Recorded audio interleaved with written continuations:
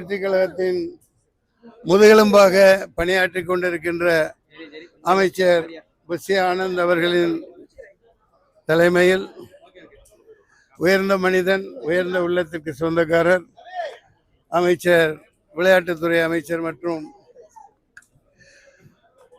நெடுஞ்சாலைத்துறை அமைச்சர் ஆதவ் அர்ஜுனா அவர்களின் முன்னிலையில், உணவுத்துறை அமைச்சர் வெங்கட்ராமன் அவர்கள் முன்னிலையில், செங்கோட்டையன் அவர்கள் மூத்த பழம்பெரும் அமைச்சர்கள் முன்னிலையில்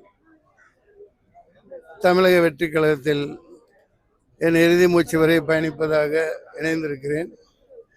வரும்பொழுது கேட்டார்கள், இணைவதற்கு வருகிறீர்களா என்று. பிரிந்திருந்தால் தானே இணைவதற்கு.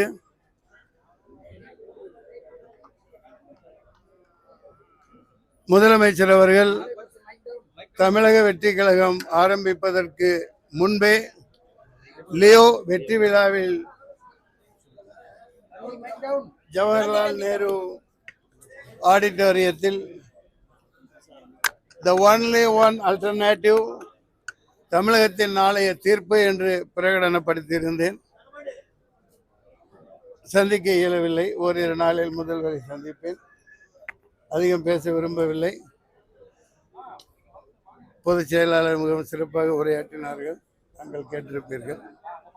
எனவே நாளைய தமிழகம், இன்றைய தமிழகம் எப்போதும் மிகச்சிறந்த முன்னேற்ற பாதையில் பயணிக்க, ஆண்டாண்டு காலம் வெற்றியை நோக்கி பயணிக்க முதலமைச்சர் ச. ஜோசப் விஜய் அவர்களின் கருத்தை வெளிப்படுத்துவேன். நன்றி. இதுக்கப்புறம் இது ஒரு கேள்வி தேவையா? முன்னேறி போய்கிட்டு இருக்கோம்.